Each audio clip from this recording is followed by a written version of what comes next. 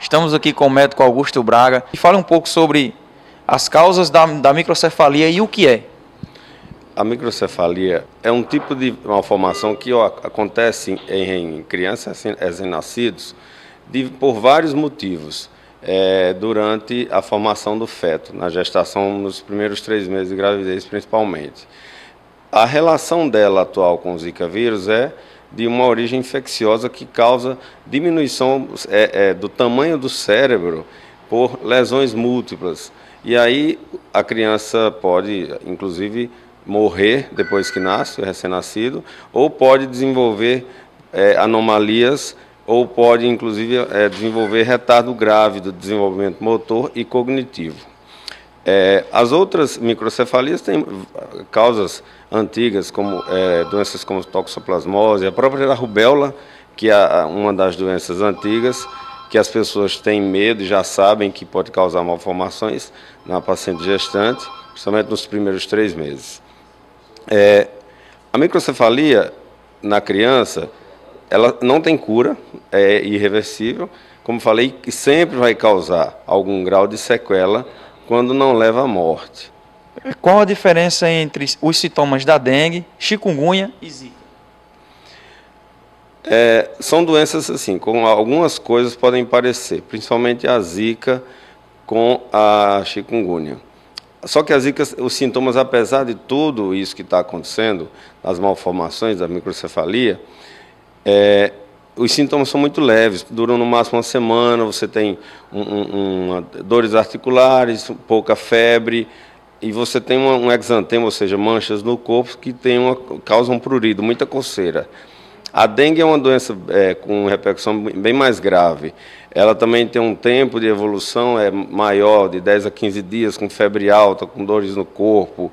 E nos casos complicados, a dengue hemorrágica pode levar à morte por hemorragias múltiplas. A chikungunya, é uma doença entre mais ou menos de 10 dias de evolução e os sintomas principais são dores articulares muito severas, muito intensas, também febre, mal-estar, cefaleia, dor de cabeça. E essas dores da chikungunya podem durar até anos ou meses. E não existe um tratamento a não ser analgésico. Doutor Augusto, e a melhor forma de prevenir e como combater?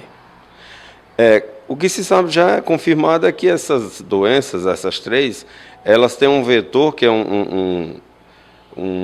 o mosquito Aedes aegypti. Quer dizer, esse mosquito que é o chamado mosquito da dengue. Ele é um mosquito que veio da África há mais de 100 anos, ou mais de 200 anos, na época da colonização do Brasil, dos navios. E ele já causava essas doenças por ser um vetor. Ele, dentro do organismo dele, dentro do sangue dele, ele tem o vírus. Ele pode levar a transmissão dessas 3 doenças e até mais, da febre amarela e da febre japonesa, que é uma doença rara. No Brasil, ele já transmitia a dengue há muitos anos, há mais de 50 anos. Agora, a zika, o primeiro caso relatado no Brasil foi em abril. A chikungunya já desde o ano passado. E a prevenção é o que já se fala há muitos anos para a eliminação do mosquito Aedes aegypti. O uso, por exemplo, de inseticidas não consegue debelar, não consegue matar, tirar essa epidemia dos mosquitos, porque ele precisa estar no ar. Ele precisa estar voando para o inseticida penetrar embaixo da asa, onde ele tem um órgão de aspiração. As pessoas pensam que o mosquito... E esse mosquito fica mais tempo parado do que voando, diferente dos pernilongos.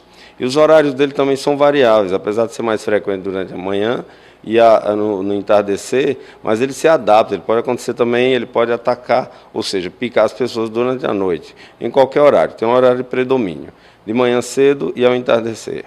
Então, assim, os mecanismos de prevenção são aqueles que já se fala há muitos anos. Não acumular água que seja contaminada, que não seja água potável limpa, em qualquer recipiente, que sejam panelas, que sejam tampas de aqueles suportes de vasos, principalmente isso, né? Plantas que você tem em casa, que você tem aquela peça plástica que segura a água para não causar sujeira.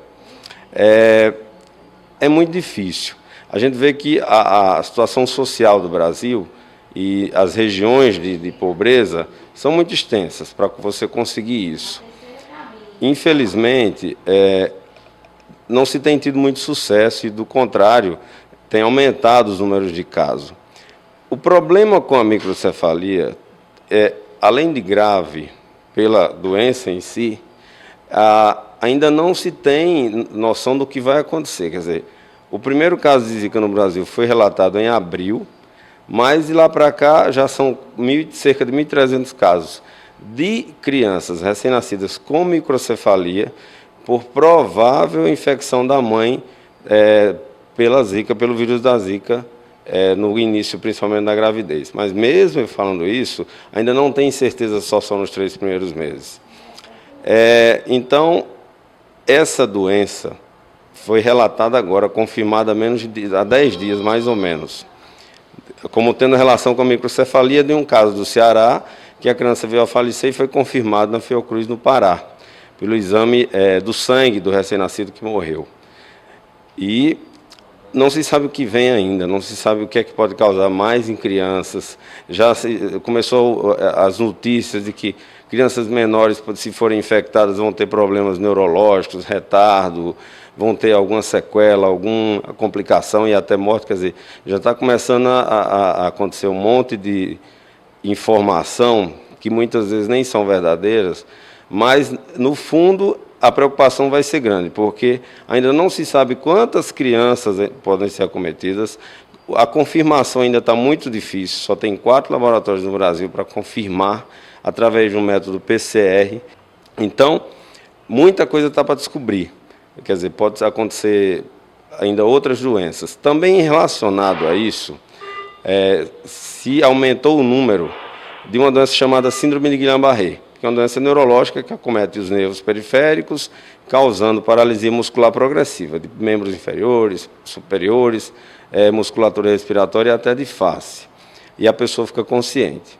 Essa doença ela é causada por viroses outras.